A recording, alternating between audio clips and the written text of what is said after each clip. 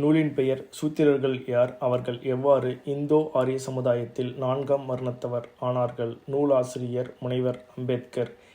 இயல் 7 சூத்திரர் என்போர் யார்? சூத்திரர்கள் ஆரியர் அல்லாத பூர்வகுடி இனத்தவராக இல்லையெனில் அவர்கள் யார்? இக்கேள்வியை இப்போது நாம் எதிர்கொள்ள வேண்டும். நான் முன்வைக்கப் போகும் கொள்கை நிலையை பின்வரும் 3 கருத்துக்கள் தெளிவுபடுத்தக்கூடும். சூத்திரர்களும் ஆரியர்களே. சூத்திரர்கள் சத்திரிய வர்க்கத்தை சேர்ந்தவர்களாக இருந்தனர்.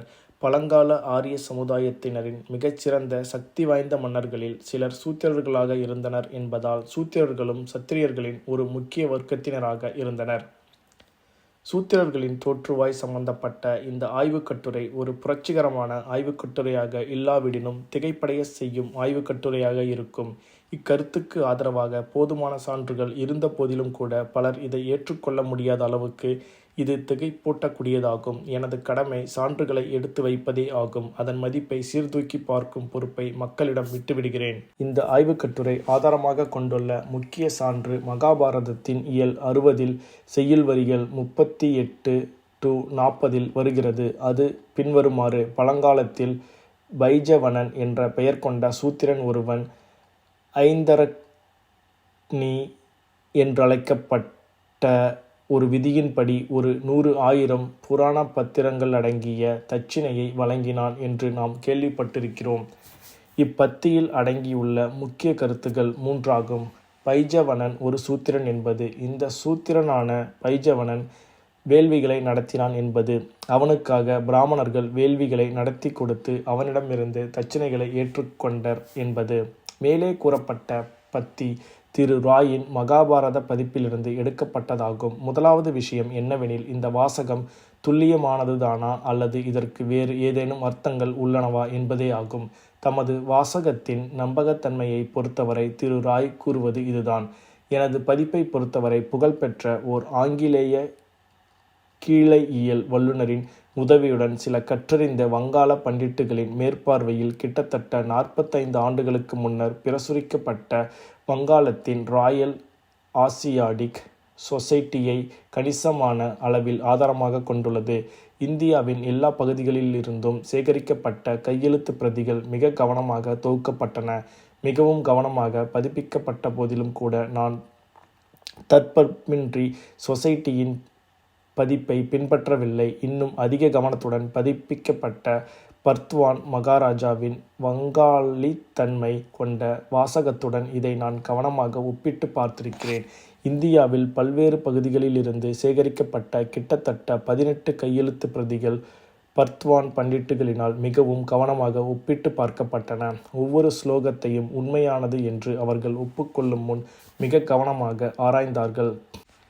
விமர்சனத்துக்கு உரிய மகாபாரத பதிப்பில் ஆழ்ந்த புலமை கொண்ட ஆசிரியரான பேராசிரியர் சுக்தங்கர் மகாபாரதத்தின் பல பதிப்புகளை ஆய்வு செய்த பின்னர் பின்வருமாறு கூறி முடித்தார்: தி எடியோ பிரின்செப்ஸ் கிட்டத்தட்ட ஒரு நூற்றாண்டுக்கு பின்னர் மிக சிறந்த பதிப்பாக இருக்கிறது.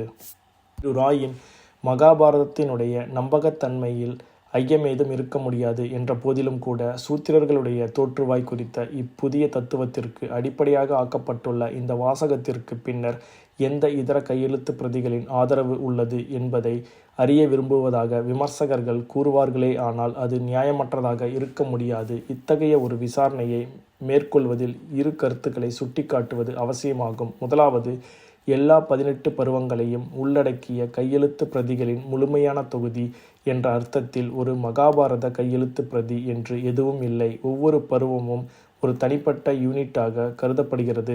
அதன் பயனாக வெவ்வேறு பருவங்களது பிரதிகளின் எண்ணிக்கை பெரிய அளவில் மாறுபடுவதை காண முடிகிறது. அதன் விளைவாக எந்த வாசகம் சரியானது என்பதை தீர்மானிப்பதற்கு ஓர் அடித்தளமாக எடுத்துக்கொள்ளப்பட வேண்டிய கையெழுத்து பிரதிகளின் எண்ணிக்கை ஒவ்வொரு பருவத்துடனும் வேறுபடுகிறது.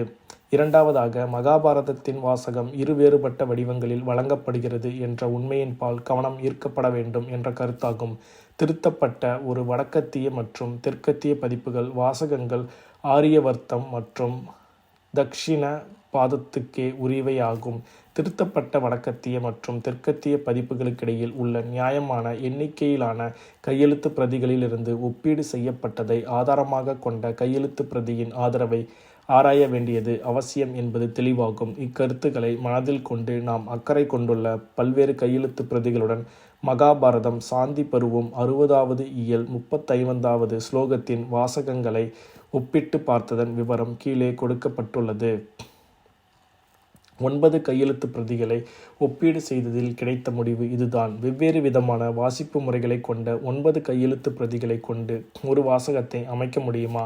மகாபாரதத்தின் வெவ்வேறு பருவங்களை விமர்சன ரீதியாக பதிப்பித்ததற்கு எடுத்துக்கொள்ளப்பட்ட கையெழுத்து பிரதிகளின் எண்ணிக்கை 9ஐ விஞ்சுகின்றன என்பது உண்மைதான். மகாபாரதம் முழுவதன் வாசகத்தை அமைப்பதற்கு எடுத்துக்கொள்ளப்பட்ட கையெழுத்து பிரதிகளின் குறைந்தபட்ச எண்ணிக்கை 10 மட்டுமே ஆகும். இந்த 9 கையெழுத்து பிரதிகள் இரு புவியியல் பிரிவுகளில் அடங்குகின்றன. வடக்கு மற்றும் தெற்கு, M1, M2, M3, M4 மற்றும் DC தெற்கத்திய திருத்தப்பட்ட பதிப்பிற்கு உரிமையாகும். AMGD2 ஆகியவை வடக்கத்திய திருத்தப்பட்ட பதிப்பிற்கு உரியவையாகும். ஆகவே கையெழுத்து பிரதிகளின் தேர்வுகள் நிபுணர்கள் விதித்த இரு சோதனைகளை திருப்தி செய்கின்றன. வாசிப்பு முறையை ஆய்வு செய்யும் போது தெரிய வருவது பின்வருமாறு. பைஜவனன் விளக்கத்தில் வேறுபாடு உள்ளது. பைஜவனன் பெயரில் வேறுபாடு உள்ளது. 9 வாசகங்களில் 6 வாசகங்கள் அவனை ஷூத்ர என்று வர்ணிப்பதில் உடன்படுகின்றன. ஒரு வாசகம் அவனை ஷூத்தோ என்றும், இரு வாசகங்கள் அவர் எந்த வர்க்கத்தை சேர்ந்தவன் என்பதை கூறுவதற்கு பதிலாக அவன் வாழ்ந்த காலத்தை குறிக்கும் புறா என்ற சொல்லை பயன்படுத்துகின்றன. பெயரை பொறுத்தவரை இந்த 9 கையெழுத்து பிரதிகளிடையே எந்த ஒற்றுமையும் இல்லை. ஒவ்வொன்றும் வித்தியாசமான வாசிப்பு முறையை வழங்குகின்றது. இந்த முடிவை பார்க்கும்போது எழும் கேள்வி உண்மையான வாசகம் எது என்பதுதான். பெயர் சம்பந்தப்பட்ட வாசகங்களை முதலில் எடுத்துக்கொண்டோம் ஆனால் அர்த்தம் சம்பந்தமான பிரச்சனை உள்ள விஷயம் இதுவல்ல என்பது தெளிவாகிறது. விளக்கம், பிழை நீக்கம் அல்லது இதர வாசிப்பு முறைகள் எவ்வாறு தோன்றியிருக்கக்கூடும் என்பதை கூறும் ஒரு வாசிப்பு முறைக்கு முக்கியத்துவம் வழங்குதல் போன்ற எந்த கேள்விகளையும் அது எழுப்பவில்லை. பிரச்சனை என்னவெனில், எது சரியான பெயர், எந்த வாசிப்பு முறை எழுதியவர்கள் புரிந்த வரிவடிவு தவறுகளை கொண்டுள்ளது என்பதே ஆகும். மிக சரியான வாசகம் பைஜவனன் என்பதில் ஐயம் ஏதும் இல்லை போல் தோன்றுகிறது. அது வடக்கு மற்றும் தெற்கத்திய திருத்தப்பட்ட பதிப்புகளினாலும் ஆதரிக்கப்படுகிறது. எண் 8 வரக்கூடிய வைஜவனோவும் பைஜவனோவும் ஒன்றேதான். மற்றவை எல்லாம் வெவ்வேறு வடிவங்களே ஆகும். முதல் பிரதியை சரியான முறையில் வாசிக்க முடியாமல் எழுத்தாளர்கள் அறியாமையினால் தமக்கு தெரிந்த வழியில் வாசகத்தை அமைத்து கொண்டுள்ளனர். பைஜவனின் வர்ணனையை பார்த்தோமானால் ஷூத்ராவிலிருந்து மாறிச் செல்வது திடீரென்று ஏற்பட்டதல்ல என்பதை ஒப்புக்கொள்ள வேண்டும். இது வேண்டுமென்றே செய்யப்பட்டது போல் தோன்றுகிறது. ஏன் இந்த மாற்றம் ஏற்பட்டது என்பதை அறுதியிட்டு கூறுவது கடினம். இரு விஷயங்கள் மிக தெளிவாக தோன்றுகின்றன. முதலாவதாக, இந்த மாற்றம் மிகவும் இயற்கையானது போல் தோன்றுகிறது. இரண்டாவதாக, பைஜவனன் ஒரு சூத்திரன் என்ற முடிவுக்கு இந்த மாற்றம் முரண்பாடாக இல்லை. 30-40 செய்யுள் வரிகளின் பின்புலம் மனதில் கொள்ளப்படுமானால் மேற்கூறப்பட்ட முடிவு தெளிவாகும். அவற்றிற்கு முன்பாக வரும் பின்வரும் செய்யுள் வரிகளிலிருந்து அப்பின்புலம் தெளிவாகும். தனது எஜமானன் எத்தகைய துன்பத்தில் இருந்தாலும் அல்லது அத்துன்பத்தின் தன்மை எத்தகையதாக இருந்தாலும் சூத்திரன் ஒருபோதும் அவரை கைவிட்டு விடக்கூடாது. எஜமானன் தனது செல்வத்தை இழந்துவிட்டால் சூத்திரனான வேலையால் அவரை மிகுந்த உத்வேகத்துடன் ஆதரிக்க வேண்டும். ஒரு சூத்திரன் தனக்கென்று சொந்தமாக செல்வம் எதையும் கொண்டிருக்கக்கூடாது. அவன் எது வைத்திருந்தாலும் அது அவனுடைய எஜமானனுக்கு சொந்தமானதாகும். வேள்விகள் செய்வது 3 வருணத்திற்கும் ஒரு கடமையாக கூறப்பட்டுள்ளது. ஓ பரதா, சூத்திரர்களுக்கும் அவ்வாறே ஆணையிடப்பட்டுள்ளது. ஆனாலும் ஒரு சூத்திரன் ஸ்வாகா, ஸ்வாதா அல்லது வேறு இதர மந்திரங்களை உச்சரிக்க தகுதியானவன் அல்ல. இக்காரணத்திற்காக சூத்திரன் வேதங்களில் கூறப்பட்டுள்ள சூளுரைகளை கடைபிடிக்காமல் பாகை யக்னங்கள் எனப்படும் சிறிய வேள்விகள் நடத்தி தெய்வங்களை வழிபட வேண்டும். பூரண பத்திரம் என அழைக்கப்படும் வெகுமதி இத்தகைய வேள்விகளில் தட்சணையாக அளிக்கப்படுகிறது. முந்தைய செய்யுள் வரிகளின் பின்புலத்தில் 38-40 வரையிலான செய்யுள் வரிகளை எடுத்துக்கொண்டால் அந்த பத்தி முழுவதுமே சூத்திரர் சம்பந்தப்பட்ட கருத்துக்களையே கூறுவது தெளிவாகிறது. பைஜவனின் கதை ஒரு வெறும் எடுத்துக்காட்டே ஆகும். இப்பின்புலத்தில் பைஜவனுக்கு முன்னர் சூத்திரர் என்ற சொல்லை திரும்ப திரும்ப கூறுவது தேவையற்றதாகும். இரு கையெழுத்து பிரதிகளிலும் பைஜவனனுக்கு முன்னர் சூத்திரா என்ற சொல் வராததன் காரணத்தை இது விளக்குகிறது. சூத்திரன் என்ற சொல் இருக்க வேண்டிய இடத்தில் புறா என்ற சொல் பயன்படுத்தப்பட்டிருப்பதற்கான காரணத்தை பொறுத்தவரை பைஜவனன் சம்பவம் மிக தொன்மையான காலத்தில் நிகழ்ந்திருக்க வேண்டும் என்பதை நினைவில் கொள்ள வேண்டும். ஆகவே அந்த எழுத்தாளர் இந்த உண்மையை மிக தெளிவாக விளக்க வேண்டும் என்று விரும்பியிருப்பதே இயற்கையே ஆகும். பைஜவனனை சூத்திரன் என்று விளக்குவதற்கான தேவையில்லை என்று உணர்ந்திருந்த அந்த எழுத்தாளர் அப்பின்புலத்திலிருந்து அது தெளிவாக்கப்பட்டிருந்த காரணத்தினால் அதை வலியுறுத்துவது தேவையில்லாததாக இருந்தது. மறுபுறத்தில் பைஜவனன் மிக தொன்மையான காலத்தில் வாழ்ந்தான் என்பதை தெரிந்து வைத்திருந்ததனாலும் அப்பின்புலத்தில் அந்த உண்மை மிக தெளிவாக கூறப்படவில்லை என்பதனாலும் புறா என்ற சொல்லை சேர்ப்பது பொருத்தமானது என்றும் அப்பின்புலம் சம்பந்தமாக அது தேவையற்றது என்பதனால் சூத்திரன் என்ற சொல்லை தவிர்ப்பது அவசியம் என்றும் அந்த எழுத்தாளர் கருதியிருக்கக்கூடும். இந்த விளக்கம் நன்கு ஆதாரப்பட்டது என்றால் மகாபாரதத்தின் சாந்தி பருவத்தில் வரும் பத்தியில் குறிப்பிடப்பட்டுள்ள இந்த நபர் பைஜவனன் என்றும் இந்த பைஜவனன் ஒரு சூத்திரனாக இருந்தான் என்றும் நிரூபிக்கப்பட்டதாக நாம் எடுத்துக்கொள்ளலாம். நமது அடுத்த பரிசீலனைக்கு உரிய பிரச்சனை பைஜவனனை அடையாளம் காட்டுவதாகும். யார் இந்த பைஜவனன்? யஸ்கரின் நிருக்தத்தில் நமக்கு ஒரு குறிப்பை தருவது போல் தோன்றுகிறது. நிருக்தம் 2:24 யஸ்கர் கூறுகிறார், முனிவரான விஸ்வாமித்திரர் பைஜவனின் மகனான சுதாசனின் புரோகிதராக இருந்தார். விஸ்வாமித்திரர் அனைவருக்கும் நண்பராக இருந்தார். இருவரும் ஒன்றாக சென்றனர். சுதாசனன் தாராளமாக வாரி வழங்கும் வள்ளலாக இருந்தான். பிஜவனனின் மகன்தான் பைஜவனன். மேலும் பிஜவனன் அவனுடைய வேகம் பொறாமைப்படத்தக்கதாக இருந்தது. அவனுடைய நடை ஒப்பற்றதாக இருந்தது. யஸ்கரின் நிருக்தத்திலிருந்து நாம் இரு முக்கியமான உண்மைகளை பெறுகிறோம். பைஜவனன் என்றால் பிஜவனின் மகன் என்று அர்த்தம். சுதாசன் பைஜவனின் மகனாவான். யஸ்கரின் உதவியுடன் இக்கேள்விக்கு நம்மால் பதிலளிக்க முடிகிறது. மகாபாரதத்தின் சாந்தி பருவத்தில் வரும் பத்தியில் குறிப்பிடப்படும் பைஜவனன் யார்? சுதாசனனின் மற்றொரு பெயர்தான் பைஜவனன் என்பதே பதிலாகும். அடுத்த கேள்வி என்னவெனில், யார் இந்த சுதாசன்? அவனை பற்றி நமக்கு என்ன தெரியும்? பிராமண இலக்கியத்தை தேடி பார்த்ததில் சுதாசன் என்ற பெயர் கொண்ட 3 நபர்கள் இருந்ததை அறிகிறோம். ஒரு சுதாசன் ரிக்வேதத்தில் குறிப்பிடப்படுகிறான். அவருடைய குடும்பத்தை பற்றிய விவரங்கள் ரிக்வேதத்தின் பின்வரும் செய்யுள் பத்திகளில் வழங்கப்படுகின்றன. ரிக்வேதம் 7:18.21 பல்லாயிரக்கணக்கான இராட்சசர்களை அழித்தவரான பராசரரும் வசிஷ்டரும் தங்களுக்கு அர்ப்பணித்து கொண்டவர்களான அவர்கள் ஒவ்வொரு வீட்டிலும் தங்களை பெருமைப்படுத்தியுள்ளனர். ஆகவே நற்செயல் புரிபவரே, அவர்களுடைய நட்பை உதாசீனப்படுத்தாதீர்கள். எனவே பக்திமான்களின் மீது வளமான நாட்கள் விடியலை ஏற்படுத்துவதாக. ரிக்வேதம் 7:18.22 பைஜவனின் மகனும் தேவதனின் பேரனுமான சுதாசனின் தாராள குணத்தை 200 பசுக்களையும் 2 மனைவியருடன் 2 ரதங்களையும் கொடையாக கொடுத்த தாராள குணத்தை பாராட்டும் போது அந்த வெகுமதிகளுக்கு தகுதி உடையவனான நான் அக்னி பலிபீடத்தில் ஊழியம் செய்யும் புரோகிதரைப் போல் உங்களை வலம் வருகிறேன். ரிக்வேதம் 7:18.23 தங்கத்தால் ஆன சேனங்களை அணிந்த 4 குதிரைகள் கடினமான சாலையில் சீராக செல்லுகின்றன. புவியெங்கும் கொண்டாடப்பட்ட பிஜவனனின் மகன் சுதாசன் எனக்கு வெகுமதிகள் அளித்தான். உணவையும் வாரிசுகளையும் பெறுவதற்கு ஒரு மகனை வழங்குவாயாக. ரிக்வேதம் 7:18.24 அவன் இந்திரனைப் போன்றவன் என்று கருதி 7 உலகமும் சுதாசனை பாராட்டுகின்றன. அண்ட சராசரங்கள் முழுவதும் அவன் புகழ் பரவுகிறது.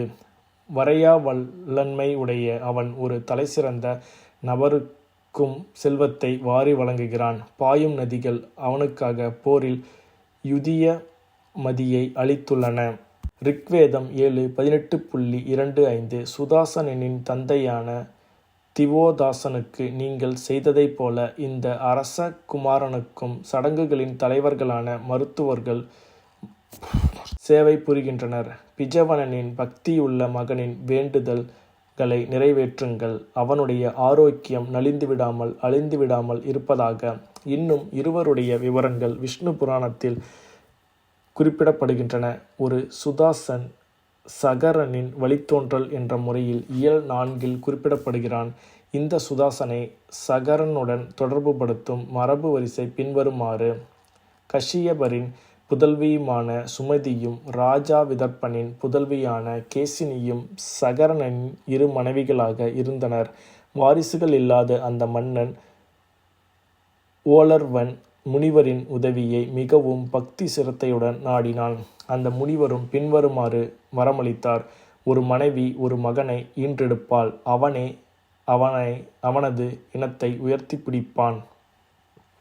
இன்னொரு மனைவி 60,000 புதல்வர்களை ஈன்றெடுப்பாள். இந்த வரங்களில் அந்த இரு மனைவிகளும் தங்களுக்கு வேண்டியதை தேர்வு செய்து கொள்ளலாம் என்று அந்த முனிவர் கூறிவிட்டார்.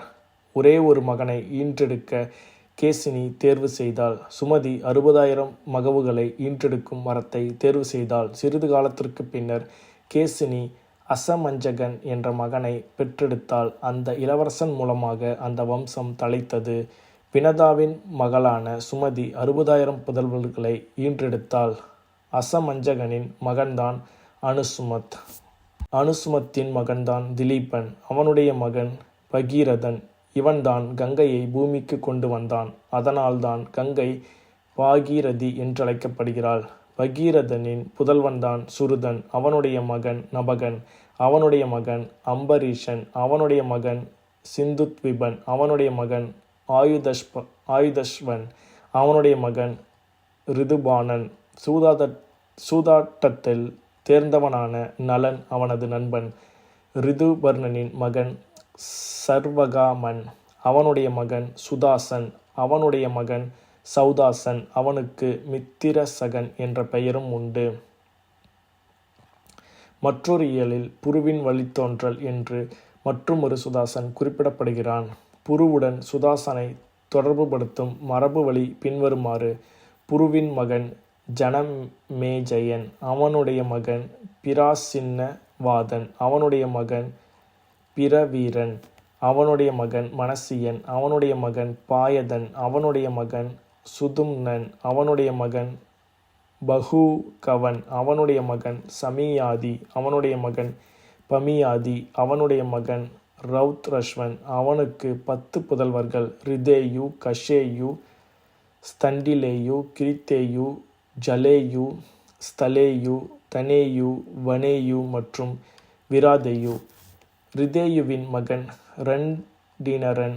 அவனுடைய புதல்வர்கள் தன்சு, அப்ரிதரன் மற்றும் துருவன். இதில் இரண்டாமரின் மகன் கண்ணுவன். அவனுடைய மகன்தான் மேதாதிதி. அவனுடைய வழித்தோன்றல்கள்தான் தகான்வாயன பிராமணர்கள் ஆவர். தன்சுவின் மகன்தான் அனிலன். அவனுக்கு 4 புதல்வர்கள். அவர்களில் மூத்தவன்தான் துஷ்யந்தன். துஷ்யந்தனின் மகன்தான் சக்கரவர்த்தி பரதன்.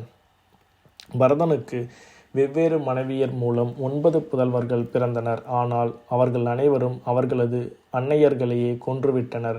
ஏனெனில் அவர்கள் யாரும் தன்னுடைய சாயலில் இல்லை என்று பரதன் கூறியதே அதற்கு காரணம். அப்பெண்கள் தங்களுடைய கணவன் தங்களை விட்டு பிரிந்து விடுவாரோ என்று அஞ்சியதனாலேயே அவ்வாறு செய்தனர். தனக்கு புதல்வர்கள் பிறந்தும் பயனில்லாமல் போகவே பரதன் மருந்துகளுக்கும் வேள்வி நடத்தினான். அவர்கள் அவனுக்கு ஊதத்தின் மனைவியான மமதையின் மூலமாக பிரகஸ்பதியின் புதல்வனான பரத்வாஜனை வழங்கினர். அவனுக்கு விததன் என்றும் பெயரிடப்பட்டது. பரதனின் புதல்வர்கள் பிறந்தும் பயனற்று போனதை குறிக்கும் வகையில் அப்பெயர் இடப்பட்டது. விதனனின் மகனான பவன்மணியு. அவனுக்கு பல புதல்வர்கள் பிறந்தனர். அவர்களில் முக்கியமானவர்கள் பிருகத், சத்ரன், மகாவீரியன், நரன் மற்றும் கர்கன். நரனின் மகன் சாங்கிருதி. அவனுடைய புதல்வர்கள் ருஷிகரதி, ரந்திதேவன். கர்கனின் மகன் சினி.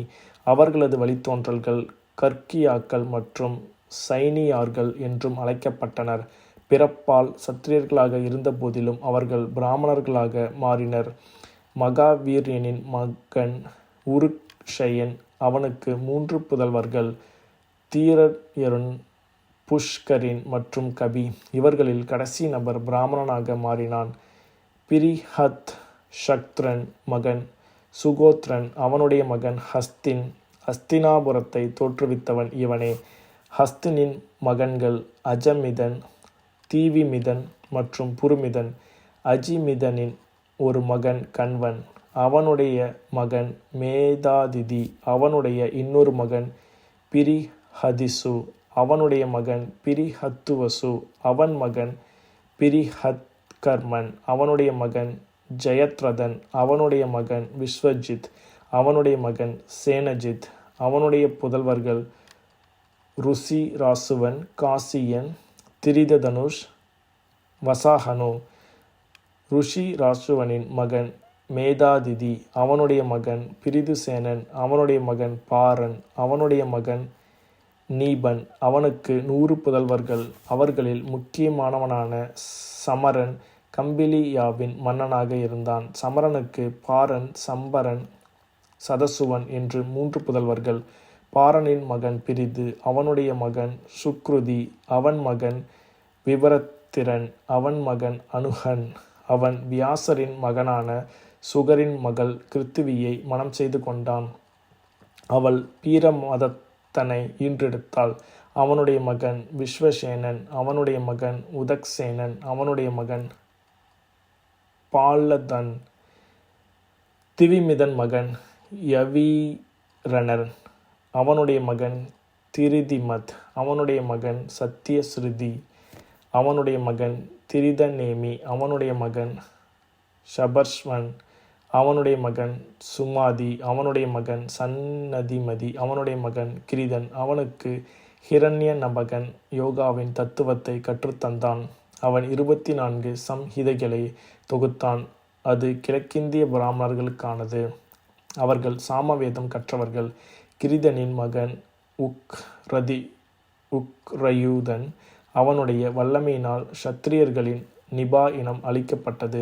அவனுடைய மகன் ஷேம்யன், அவனுடைய மகன் சுவீரன், அவனுடைய மகன் நிரிபஞ்சயன், அவனுடைய மகன் பகூரதன். இவர்கள் அனைவரும் பௌரவர்கள் என்று அழைக்கப்பட்டனர்.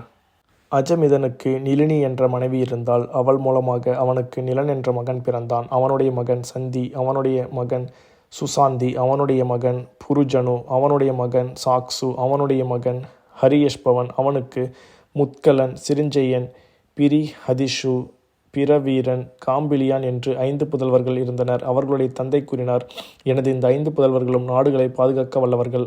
ஆகவே அவர்கள் பாஞ்சாலர்கள் என்று அழைக்கப்பட்டனர். முட்கலனின் வழித்தோன்றல்கள்தான் மௌத்கல்லிய பிராமணர்கள். அவனுக்கு பக்வஷ்வன் என்ற பெயர் கொண்ட ஒரு மகனும் இருந்தான். அவனுக்கு 2 குழந்தைகள், இரட்டையர்கள், ஒரு மகன் ஒரு மகள். திவோதாசன், அகலிகை ஆகியோரே அவர்கள். திவோதாசரின் மகன் மித்ராயு, அவனுடைய மகன் சியவனன், அவனுடைய மகன் சுதாசன். அவன் சகாதேவன் என்றும் அழைக்கப்பட்டான். அவனுடைய மகன் சோமாகன். அவனுக்கு 100 புதல்வர்கள்.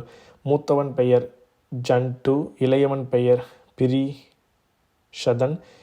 பிரிஷதனின் மகன் துருபதன், அவனுடைய மகன் திருஷ்டத்யும்னன், அவனுடைய மகன் திருஷ்டகேது. அஜிமிதனின் இன்னொரு மகனின் பெயர் ரிக்ஷன், அவனுடைய மகன் சம்வருணன், அவனுடைய மகன் குரு. புனித தலமான குருஷேத்திரத்திற்கு தனது பெயரை அவன் வழங்கினான்.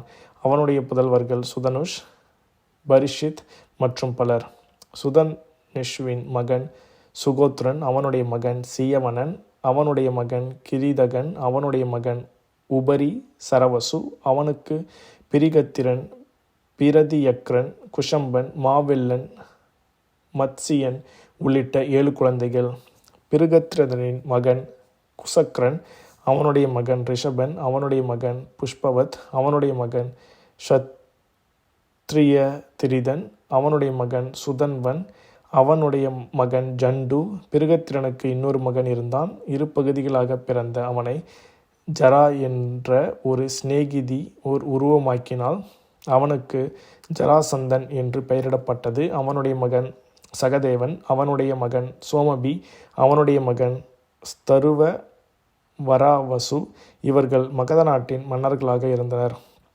3 சுதாசன்களும் ஒருவரேதானா அல்லது வெவ்வேறான மூவரா என்ற பிரச்சனையை தீர்க்க வசதியாக அந்த மூவரின் உடனடி மூதாதையர் மரபு இணைப்பத்திகளில் கீழே கொடுக்கப்பட்டது.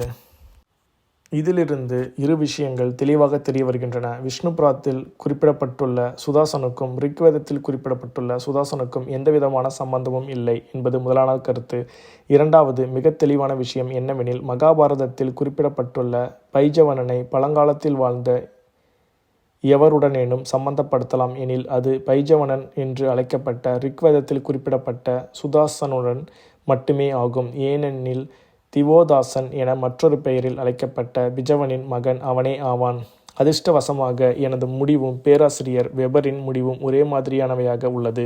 எனது ஆய்வுக் கட்டுரை ஆதாரமாக கொண்டுள்ள மகாபாரதத்தின் சாந்தி பருவத்தில் வரும் பத்தியின் மீது கருத்து கூறும் பேராசிரியர் வெபர் குறிப்பிடுவதாவது: பைஜவனன், அதாவது தனது வேள்விகளுக்காக மிகவும் புகழ்பெற்று விளங்கிய விஸ்வாமித்திரருக்கு புரவலனாக இருந்ததாகவும் வசிஷ்டருக்கு எதிரியாக இருந்ததாகவும் ரிக்வேதத்தில் கூறப்பட்டிருப்பவனாகிய சுதாசன் ஒரு சூத்திரன் என்று பதியப்பெற்ற அற்புதமான பாரம்பரியம் இங்கு உள்ளது. பேராசிரியர் வெபர் துரதிர்ஷ்டவசமாக இப்பத்தியின் முக்கியத்துவத்தை முழுமையாக உணரவில்லை. இது வேறொரு விஷயம். அவரும் கூட மகாபாரதத்தில் வரும் பைஜவனனும் ரிக்வேதத்தில் வரும் சுதாசனனும் ஒருவரே என்று கருதுவதை காண்பது எனது நோக்கத்திற்கு போதுமானது. பைஜவனன் என்ற சுதாசனை பற்றி நமக்கு என்ன தெரியும்? அவனை பற்றிய பின்வரும் விவரங்கள் நமக்கு காண கிடைக்கின்றன. சுதாசன் தாசனோ அல்லது ஆரியனோ அல்ல. தாசர்களும் ஆரியர்களும் அவனுடைய எதிரிகளாக இருந்தனர். அவன் ஒரு வேதகால ஆரியனாக இருந்தான் என்று அதற்கு அர்த்தமாகும். சுதாசனின் தந்தைதான் திவோதாசன். அவன் வத்ரியாஷ்வனின் தத்துப்பிள்ளை போல் தோன்றுகிறது. திவோதாசன் ஓர் அரசனாவான். துர்வாசர்கள் மற்றும் யாதுக்கள், ஷம்பராக்கள், பரவாக்கள் மற்றும் கரஞ்சாக்கள் மற்றும் குங்குகள் ஆகியோருக்கு எதிராக அவன் பல போர் முனைகளில் சமர்புரிந்தான். துரியவனுக்கும் திவோதாசன் மற்றும் அவனது கூட்டாளியான ஆயு மற்றும் குத்சனுக்கும் இடையில் ஒரு யுத்தம் நடைபெற்றது. அதில் துரியவன் வெற்றி வாகை சூடினான். ஒரு சமயத்தில் குறிப்பாக துரியவனன் யுத்தத்தில் இந்திரன் அவனுக்கு எதிரியாக இருந்தது போல் தோன்றுகிறது. அவனுடைய புரோகிதன் பரத்வாஜன். அவனுக்கு திவோதாசன் பல வெகுமதிகளை வழங்கினான். திவோதாசனுக்கு எதிராக துரியவனுடன் சேர்ந்து பரத்வாஜன் துரோகியின் பாத்திரத்தை வகித்ததாக தோன்றுகிறது. சுதாசனின் தாயை பற்றி எந்த குறிப்பும் இல்லை. ஆனால் சுதாசனின் மனைவியை பற்றி ஒரு குறிப்பு இருக்கிறது. அவனுடைய மனைவியின் பெயர் சுதேவி என்று கூறப்படுகிறது. அவளை சுதாசனுக்காக அச்சுவினிகள் கொண்டு வந்ததாக கூறப்படுகிறது. சுதாசன் ஓர் அரசனாக இருந்தான். அவனது முடிசூட்டு விழாவை பிரம்ம ரிஷியான வசிஷ்டர் நடத்தி வைத்தார். மகாபிஷேக விழாவை நடத்திய மன்னர்களின் பட்டியலையும் அதை நடத்தி வைத்த புரோகிதர்களின் பெயர்களையும் ஐத்ரேய பிராமணம் வழங்குவது பின்வருமாறு: மனுவின் மகனான சரியாதிக்கு இந்த விழாவுடன் பிருகுவின் மகன் சியவனன் முடிசூட்டினான். பின்னர் சரியாது புவியெங்கும் சென்று வெற்றி வாகை சூடினான்.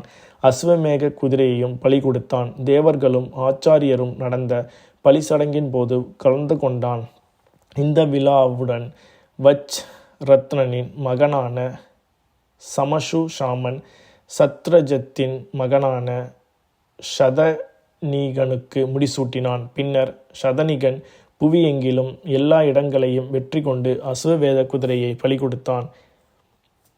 இந்த விழாவுடன் பர்வதனும் நாரதரும் அம்பஸ்தியனுக்கு முடிசூட்டினர். பிறகு அம்பஸ்தியன் பூவுலகின் கடைக்கோடி வரை சென்று எல்லா இடங்களிலும் வெற்றி வாகை சூடியதுடன் அஸ்வமேத குதிரையும் பலி கொடுத்தான். இந்த விழாவுடன் பர்வதனும் நாரதரும் உக்ரசேனனின் மகனான யுதாமஸ்ரௌஷ்டிக்கு முடிசூட்டினர். பின் யுதாமஸ்ரௌஷ்டி பூவுலகின் கடைக்கோடி வரை சென்று எல்லா இடங்களிலும் வெற்றி வாகை சூடினான். தனது அஸ்வமேக குதிரையும் பலி கொடுத்தான். இத்தொடக்க விழாவுடன் புவனனின் மகனான விஸ்வகர்மனுக்கு கசியபர் முடிசூட்டினார். பின்னர் விஸ்வகர்மன் உலகின் மூலை முடுக்கெல்லாம் சென்று எல்லா இடங்களையும் வெற்றி வாகை சூடினான். அஸ்வமேத குதிரையை பலி கொடுத்தான். பின்வரும் செயலை விஸ்வகர்மனுக்காக இப்பூமி பாடியதாக கூறுகின்றனர். எந்த மனிதனும் என்னை தானமாக கொடுக்க அனுமதிக்கப்படுவதில்லை. ஓ விஸ்வகர்மனே, நீ என்னை தானமாக கொடுத்து விட்டபடியால் நான் நடுக்கடலில் குதிப்பேன். கஷ்யபருக்கு நீ கொடுத்த வாக்குறுதி வீணாயிற்று. இந்த விழாவுடன் பிஜவனின் மகனான சுதாசனுக்கு வசிஷ்டர் முடிசூட்டினார். பின்னர் சுதாசன் உலகின் மூலை முடுக்கெல்லாம் சென்று எல்லா இடங்களிலும் வெற்றி வாகை சூடினான். அசுவமேக குதிரையை பலி கொடுத்தான். இந்த விழாவுடன் அவிஷித்தின் மகனான மருத்தனுக்கு அங்கிராசனின் மகனான சம்வர்த்தன் முடிசூட்டினான். பின்னர் மருத்தன் உலகில் மூலை முடுக்கெல்லாம் சென்று எல்லா இடங்களிலும் வெற்றி வாகை சூடினான். தனது அசுவமேக குதிரையை பலி கொடுத்தான். இப்பட்டியலில் சுதாசனை பற்றியும் அவனுடைய முடிசூட்டு விழாவை வசிஷ்டர் நடத்தி வைத்ததையும் பற்றியும் சிறப்பாக குறிப்பிடப்பட்டுள்ளது. ரிக்வேதத்தில் விவரிக்கப்பட்டுள்ளபடி புகழ்பெற்ற தசர் ரஞ்சன யுத்தம் அல்லது 10 மன்னர்களுடனான போரில் சுதாசன் வெற்றி பெற்று வீரனாக திகழ்ந்தான். ரிக்வேதத்தில் 7வது மண்டலத்தின் பல்வேறு சுத்தங்களில் இப்புகழ்பெற்ற போரை பற்றிய குறிப்புகள் காணப்படுகின்றன. சூக்தம் 83 கூறுவதாவது: இந்திரா, வருணா, நீங்கள் இதுவரை தாக்கப்படாத வேதனை உங்களுடைய அழிவுகரமான ஆயுதங்களைக் கொண்டு தாக்கி சுதாசனை பாதுகாத்தீர்கள். போர்க்காலத்தில் இந்த திருத்சுஸின் வேண்டுகோளுக்கு செவிமடுங்கள். அப்போதுதான் என்னுடைய ஊழியம் அவர்களுக்கு பயனை பெற்றுத்தரும். போர்க்களத்தில் செல்வம் சேர்ப்பதற்கும் 10 ராஜாக்கள் தாக்கும்போது திரித்சுடன் சேர்ந்து சுதாசனையும் நீங்கள் பாதுகாக்கவும் உங்கள் இருவரையும் சுதாசனும் திரித்சுவும் அழைக்கின்றனர். அதாவது இந்திரனையும் வருணனையும். சுதாசனையும் அவனுக்கு ஆதரவாக இருந்த இந்திரனையும் வருணனையும் எதிர்த்து ஒன்றுபட்ட அந்த 10 மத நம்பிக்கையற்ற ராஜாக்களும் வெற்றி பெற முடியவில்லை. சடங்குகளை நடத்தியவர்களின் புகழாரங்களும் பலிபூஜையில் உணவளித்தவர்களின் வேண்டுதல்களும் பலனளித்தன. அவர்களுடைய பலி நிகழ்ச்சியில் கடவுளர்கள் பிரசன்னமாயிருந்தனர். உங்களில் ஒருவர் போரில் பகைவர்களை அழிக்கிறார், மற்றொருவர் மத வழிபாடுகளை பாதுகாக்கிறார். எங்களுக்கு அனுகூலங்களை வாரி வழங்கும் உங்களை புகழ் உரைகளால் வழிபடுகிறோம். இந்திரனே, வருணனே, எங்களுக்கு மகிழ்ச்சியை தாருங்கள். சூக்தம் 33 கூறுவதாவது: அவமானப்பட்ட அவர்கள் உக்கிரமான இந்திரனை வெகு தொலைவிலிருந்து பானத்தை பெறுவதற்காக கொணர்ந்தனர். சுதாசனின் சோமபானத்தை அகப்பையில் எடுத்து இந்திரன் குடித்து கொண்டிருந்தான். வயதாவின் மகனான பஷதியும்னனின் பொங்கிக் கொண்டிருந்த சோமபானத்தை விட்டுவிட்டு வசிஷ்டர்களிடம் அவசரமாகச் சென்றான். இதே முறையில் அவர்களது உதவியுடன் சுதாசன் சிந்து நதியை எளிதில் கடந்தான். இதே முறையில் அவர்கள் மூலமாக அவன் தனது எதிரிகளை கொன்று குவித்தான். ஆகவே இதே முறையில் உங்களுடைய பிரார்த்தனைகள் மூலமாக வசிஷ்டர்கள் 10 மன்னர்களுடனான போரில் சுதாசனை காக்குமாறு இந்திரனை வேண்டினர். 10 ராஜாக்களுடனான போரில் தாகத்தினால் அவதிப்பட்டு கொண்டு மலைவரம் வேண்டி திரித்சுஸின் ஆதரவு பெற்று வசிஷ்டர்கள் இந்திரனை சூரியன் போல் பிரகாசிக்கச் செய்தனர்.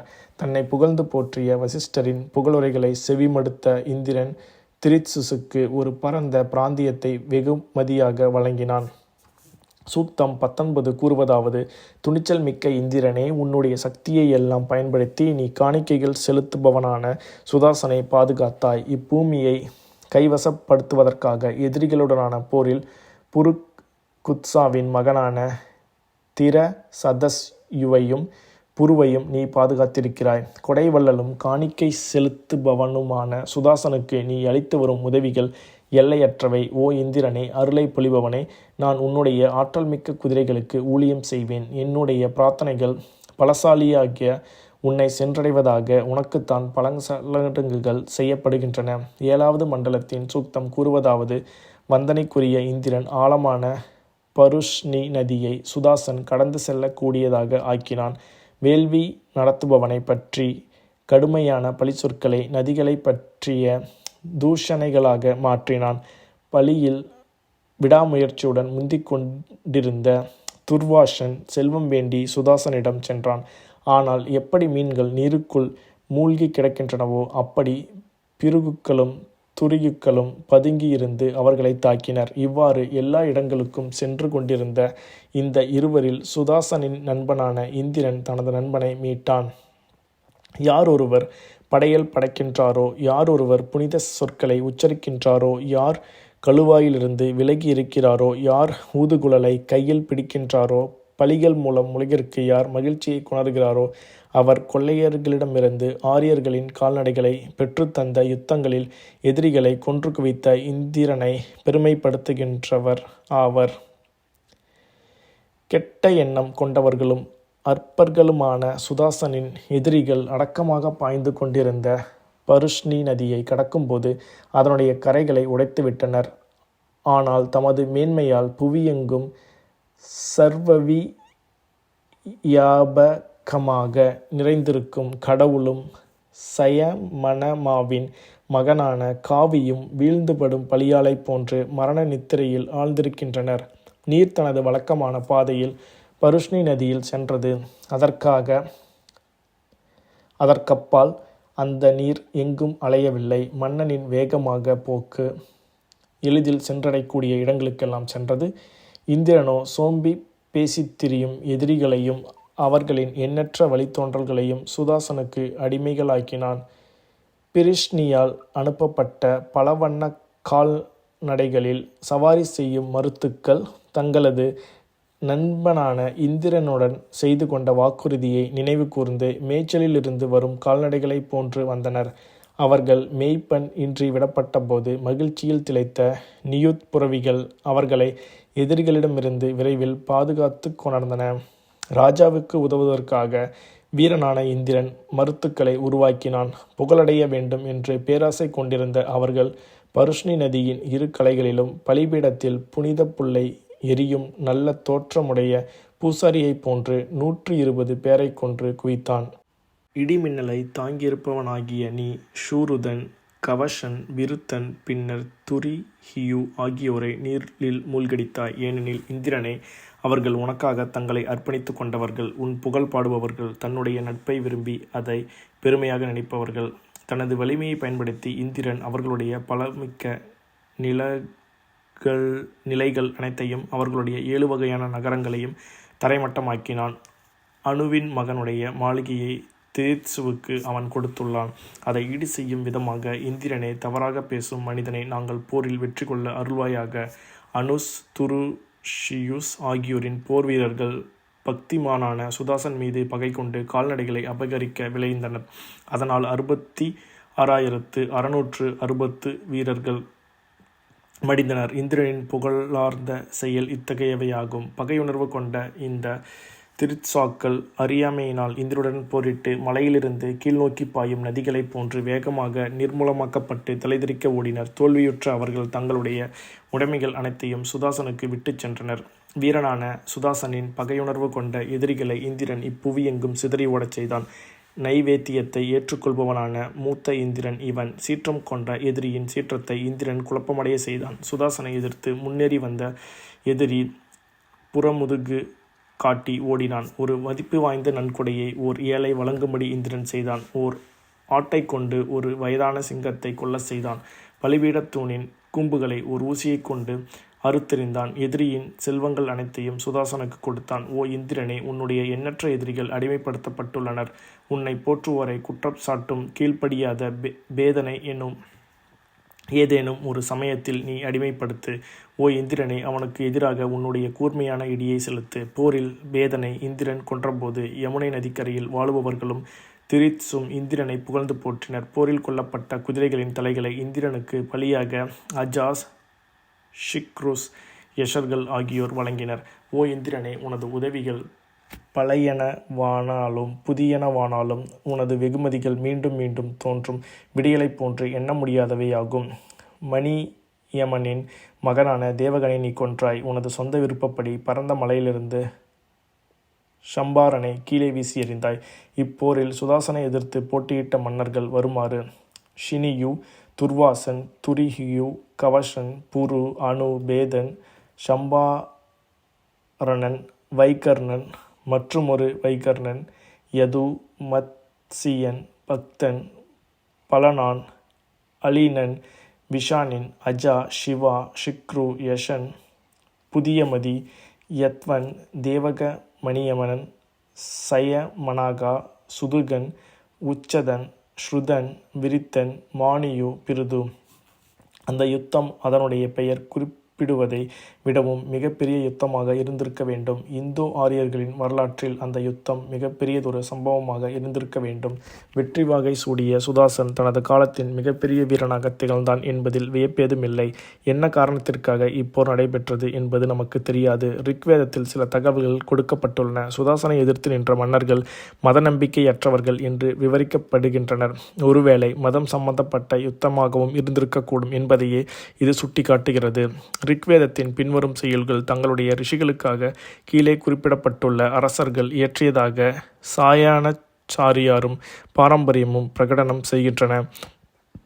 வித காவியன், சிந்துத்வீபன், அம்பரிஷன் மகன் பிரியமேதனின் மகனான சிந்துஷித், பிஜவனனின் மகனான சுதாசன், யுவனாசாவின் மகனான மந்தாத்ரி, உசிரனின் மகனான சிபி, திவோதாசனின் மகனும் காசி மன்னனுமான பிரதர்த்தன், ரோகிதசுவனின் மகனான வாசுமனாஸ் மற்றும் பிரிதிவைனியன் இயற்றியதாகவும் பிரகடனம் செய்யப்பட்டுள்ளது. இப்பட்டியலில் சுதாசனின் பெயர் வேத செய்யுள்களை இயற்றுபவனாக இடம்பெற்றுள்ளதை காண முடியும். சுதாசன் அஸ்வமேத யாகத்தை நடத்தினான். ரிக்வேதம் 3:53 இது சம்பந்தமான குறிப்பு உள்ளது. கடவுளர்களை உருவாக்குவரான மாபெரும் ரிஷி, புனித சடங்குகளை முன்னின்று நடத்தி வைப்பவர்களை கண்காணிப்பவர், தெய்வங்களினால் கவரப்பட்டவர் ஆகிய விஸ்வாமித்திரர் சுதாசனுக்காக வேள்வி நடத்தி தந்தபோது நீரோடைகளில் நீர் பாய்ந்து செல்வதையே தடுத்து நிறுத்தினார். குஷிகாசுடன் இந்திரனும் மகிழ்ச்சி அடைந்தார். சுதாசனின் குதிரையான குஷிகாசை அணுகுங்கள், அவனை செயல்பட தூண்டுங்கள். ராஜாவுக்காக செல்வங்களை பெற்று தருவதற்கும் வெற்றி பெறுவதற்கும் அதனை அவிழ்த்து விடுங்கள். ஏனெனில் தேவர்களின் மன்னனான அவன் கிழக்கிலும் மேற்கிலும் வடக்கிலும் விருத்திரனை துவசம் செய்தான். ஆகவே பூமியின் மிக சிறந்த பிராந்தியங்களில் அவனை வழிபட சுதாசனை அனுமதியுங்கள். பிராமணர்களுக்கு தானம் செய்வதில் சுதாசன் புகழ்பெற்று விளங்கினான். அவர்கள் அவனை அதிதிக்வா, கொடை வள்ளல்களேயே முதன்மையானவன் என்று அழைத்தனர். ரிக்வேதத்தில் வரும் கீழே கொடுக்கப்பட்டுள்ள குறிப்புகள் அவனுடைய கொடைகுணத்தை பிராமணர்கள் எவ்வாறு பாராட்டியுள்ளனர் என்பதை காட்டுகின்றன. வாயு வேகத்தில் செல்லும் ஓ அச்சுவினிகளே, உங்களுடைய ரதத்தில் செல்வங்களை கொண்டிருக்கும் நீங்கள் சுதாசனுக்கு ஆதார பொருள்களை கொணருங்கள். வானமெனும் மாக்கடலிலிருந்து அல்லது வானத்திலிருந்து மிகவும் போற்றப்படும் செல்வங்களை எங்களுக்கு அனுப்புங்கள். ஓ இடி போன்ற இந்திரனே, புருகு சனுக்கான 7 நகரங்களை போரில் நீ தகர்த்தெறிந்தாய். ஓ மன்னவனே, சுதாசனுக்கு ஏற்பட்டுள்ள இன்னல்களை கைப்பிடி புல்லை போன்று மிக எளிதில் தூக்கி எறிந்து புருவுக்கு செல்வத்தையும் வழங்குவாயாக. ஓ அச்சுவினிகளே, சுதாசனுக்கு செய்த மகத்தான அந்த உதவிகளுடன் வருவீர்களாக. ஓ உக்கிரமான இந்திரனே, உனக்கு படையல்களை செலுத்திய சுதாசனை எல்லாவிதமான உதவிகளுடன் விரைந்து சென்று பாதுகாத்தாய். புருகுத்சனின் மகன் திரசதஸ்யுவையும் புருவையும் நாட்டை பிடிப்பதற்கான போரிலும் எதிரிகளையும் துவசம் செய்வதிலும் நீ பேணி காத்திருக்கிறாய். வலிமையில் மிகுந்த இந்திரன் விருத்திரனை கொள்கிறான். தன்னை புகழ்பவர்களை அந்த வீரன் பாதுகாக்கிறான். சுதாசனுக்கு அவன் தன் மனதில் இடமளிக்கிறான்.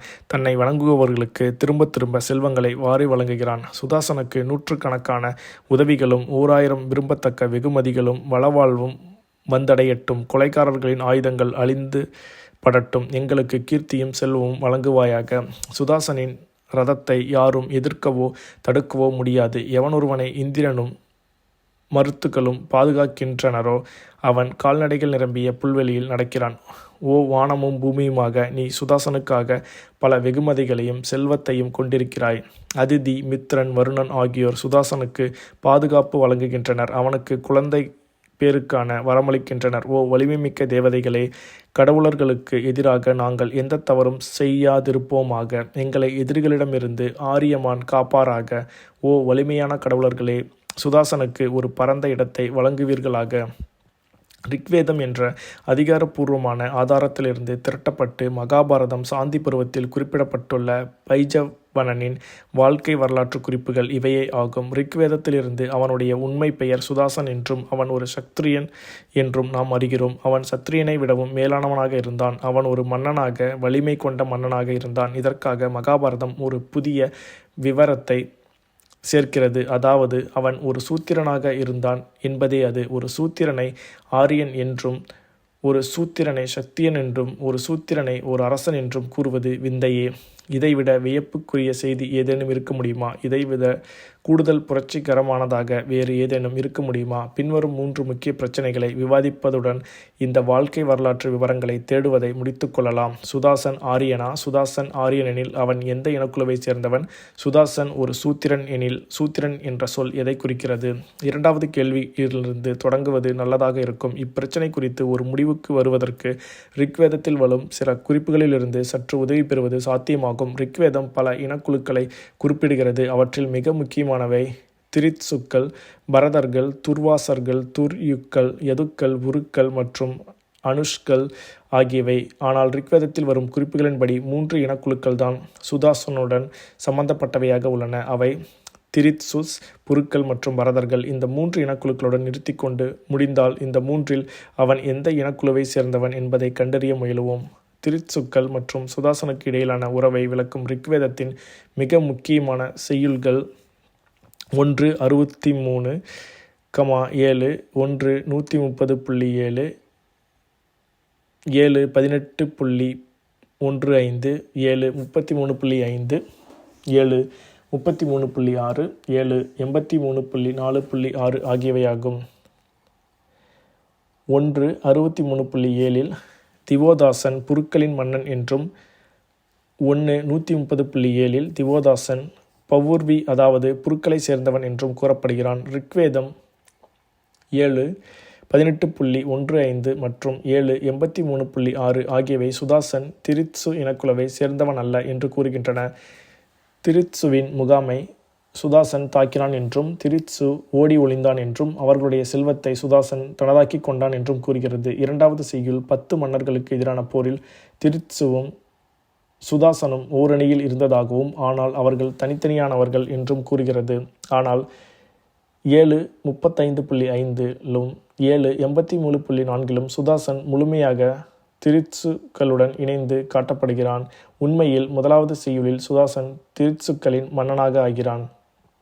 திரித்சுக்களும் பரதர்களுக்கும் இடையில் அவர்களுக்கும் சுதாசனுக்கும் இடையிலும் உள்ள தொடர்பு சம்பந்தமான இப்பிரச்சனை குறித்து நமக்கு அத்தாட்சியாக ரிக்வேதம் 7 33.6 மற்றும் 5 16.4 6-19 ஆகியவை விளக்குகின்றன. முதலாவதாக செய்யுளின் கூற்றுப்படி திரித்சுக்களும் பரதர்களும் ஒரே இனக்குழுவினர்தான். 2வது செய்யுளின் கூற்றுப்படி சுதாசனின் தந்தையான திவோதாசன் பரதர்கள் இனக்குழுவை சேர்ந்தவன் என்று கூறப்படுகிறது. இக்குறிப்புகளிலிருந்து ஒரு விஷயம் நிச்சயமாக தெரிய வருகிறது. அதாவது புருக்கள், திரித்சுக்கள், பரதர்கள் ஆகியோர் ஒரே இனக்குழுவின் வெவ்வேறு பிரிவினைச் சேர்ந்தவர்கள் அல்லது அவர்கள் வெவ்வேறு இனப்பிரிவுகளாக சேர்ந்தவர்களாக இருந்து காலப்போக்கில் ஒரே இன மக்களாக மாறினர். இது சாத்தியமானதே. ஒரே கேள்வி இதுதான், அவர்கள் வெவ்வேறு இனக்குழுவினர் என்று வைத்து கொண்டாலும் கூட சுதாசன் அசலில் எந்த இனக்குழுவைச் சேர்ந்தவன்? புருக்கள், திரித்சுக்கள் அல்லது பரதர்கள் இனத்தை சேர்ந்தவனா? திவோதாசனுடன் புருக்கள் மற்றும் பரதர்கள் இனக்குழுக்கள் கொண்டிருந்த தொடர்பை பார்க்கும்போது சுதாசன் புருக்கள் அல்லது பரத இனக்குழுவை சேர்ந்தவனாக இருந்திருக்க வேண்டும் என்று கருதுவது இயற்கையே என்று தோன்றுகிறது. ஆயினும் எந்த இனக்குழுவைச் சேர்ந்தவன் என்று அறுதியிட்டு கூறுவது கடினம். அவன் புரு இனத்தைச் சேர்ந்தவனா அல்லது பரதர்கள் இனத்தைச் சேர்ந்தவனா என்பது ஒருபுறம் இருக்க, அவனுடைய தந்தை திவோதாசன் பரத இனத்தைச் சேர்ந்தவன் என்று கூறப்படுகிறது. அடுத்த கேள்வி என்னவெனில், யார் இந்த பரதர்கள்? அவர்கள் பெயரால்தான் இந்திய பாரத பூமி அல்லது பரதர்கள் நாடு என்று வழங்கப்பட்டதா? இக்கேள்வி மிக முக்கியமானது. ஏனெனில் பெரும்பாலான மக்கள் உண்மை விவரங்களை அறியாதவர்களாக உள்ளனர். பரதர்களை பற்றி பேசும்போது இந்துக்கள் தௌஷியந்தி பரதர்களையே மனத்தில் கொண்டிருக்கின்றனர். பரதர்கள் துஷ்யந்தன் மற்றும் சகுந்தலையின் வழித்தோன்றல்கள் என்றும் அவர்கள் போரில் ஈடுபட்டனர் என்றும் மகாபாரதம் கூறுகிறது. வேறு எந்த பரதர்களை பற்றியும் அவர்கள் அறிந்திருக்கவில்லை என்பது மட்டுமின்றி இந்தியாவிற்கு தௌஷியந்தி பரதர்களின் பெயரால்தான் பாரத பூமி என்று பெயர் வழங்கப்பட்டது என்றும் அவர்கள் கருதுகின்றனர். ஒருவருக்கொருவர் முற்றிலும் வேறுபட்ட இரு பரதர்கள் உள்ளனர். ஒரு இனக்குழுவை சேர்ந்த பரதர்கள் ரிக்வேதத்தில் குறிப்பிடப்படும் பரதர்கள் ஆவர். அவர்கள் மனுவின் வழித்தோன்றல்கள். சுதாசன் அவர்களை சேர்ந்தவன். மற்றொரு இனக்குழுவை சேர்ந்த பரதர்கள்தான் தௌஷியந்தி பரதர்கள். இதில் முக்கியமானது என்னவெனில், இந்தியாவிற்கு பாரத பூமி என்று பெயர் வழங்கப்பட்டிருப்பது ரிக்வேதத்தின் பரதர்களை கொண்டுதானே அன்றி தௌஷியந்தி பரதர்களின் பெயரை கொண்டல்ல. பாகவத புராணத்திலிருந்து கீழே கொடுக்கப்பட்டுள்ள செய்யிலிருந்து அது தெளிவாகிறது. சுவாயம்புவின் மகனான மனுவுக்கு பிரியவிரதன் என்ற மகன் இருந்தான். அவனுடைய மகன் ஆக்னி நித்திரன், அவனுடைய மகன் நாபி, அவனுடைய மகன் ரிஷபன். அவனுக்கு 100 பித்திரர்கள் இருந்தனர். அனைவரும் வேதம் பயின்றனர். அவர்களில் நாராயணனுக்கு தன்னை அர்ப்பணித்து கொண்ட பரதன்தான் மூத்தவன். அவனுடைய பெயரால்தான் இந்த அற்புதமான நாடு பரதம் என்று அழைக்கப்படுகிறது. சூத்திரனான இந்த சுதாசன் எத்தகைய புகழ்பெற்ற மன்னர்களின் பரம்பரையில் இருந்து வந்தவன் என்பது இது தெளிவுபடுத்துகிறது. அடுத்தபடியாக நாம் கண்டறிய வேண்டிய விஷயம் சுதாசன் ஆரிய இனத்தைச் சேர்ந்தவனா என்பதாகும். பரதர்கள் ஆரியர்கள்தாம். எனவே சுதாசனும் ஓர் ஆரியனாகத்தான் இருந்திருக்க வேண்டும். ரிக்வேதம் 7 18.7 உள்ள குறிப்புகளை பார்க்கும்போது ஆரியர்களுடன் திரித்சுக்களுக்கு இருந்த தொடர்பு அவனுடைய ஆரிய மூலத்தின் மீது சில ஐயப்பாடுகளை ஏற்படுத்துவது போல் தோன்றுகிறது. ஆரியர்களின் பசுக்களை திரித்சுக்களிடமிருந்து இந்திரன் மீட்டதாகவும் திரித்சுக்களை கொன்றதாகவும் கூறுகிறது. அதன் மூலம் திரித்சுக்கள் ஆரியர்களின் எதிரிகளாக இருந்தனர் என்பதை காட்டுகிறது. திரித்சுக்கள் ஆரியர்கள் அல்லாதவர்களாக காட்டப்படுவதைக் கண்டு கிரிஃபித்ஸ் மிகவும் வருத்தப்படுகிறார். இதற்கு காரணம் அச்செயலை சொல்லுக்கு சொல் அப்படியே பெயர்த்ததாகும். இதை தவிர்ப்பதற்காக அவர் பசுக்கள் என்பதை தோழர்கள் என்று படுவதாக புரிந்து கொள்கிறார். ரிக்வேதத்தில் இருவகையான ஆரியர்களை பற்றிய கதை அடங்கியுள்ளது என்பதை கருதி பார்க்கும்போது இது தேவையற்றதாகும். அவர்கள் இனத்தாலும் மதத்தாலும் வேறுபட்டவர்களாக கூட இருந்திருக்கலாம். எது சரி என்பதை கூறுவது கடினம். இந்த உண்மையின் பின்புலத்தை பார்க்கும்போது இந்த செய்யுள் அர்த்தப்படுவதெல்லாம் அது எழுதப்பட்ட காலத்தில் திரித்சுக்கள் மதத்தால் ஆரியர்களாக மாறவில்லை என்பதே ஆகும். இனத்தால் அவர்கள் ஆரியர்கள் அல்ல என்பதை அது அர்த்தப்படுத்தவில்லை. ஆகவே சுதாசனை ஒரு பரதனாகவோ அல்லது திரித்சுவாகவோ எடுத்துக்கொண்டாலும் கூட அவன் ஓர் ஆரியன் என்பது விவாதத்திற்கு அப்பாற்பட்டது என்பது தெளிவாகிறது. இப்போது இறுதி கேள்வியை பார்ப்போம். ஆனாலும் இது எந்த வகையிலும் முக்கியத்துவத்தில் குறைந்ததல்ல. சூத்திரன் என்ற சொல் எதை குறிக்கிறது? சுதாசன் ஒரு சூத்திரனாக இருந்தான் என்ற இப்புதிய கண்டுபிடிப்பின் பின்புலத்தில் இச்சொல் இப்போது முற்றிலும் ஒரு புதிய வெளிச்சத்தில் இருப்பதை காண்கிறோம்.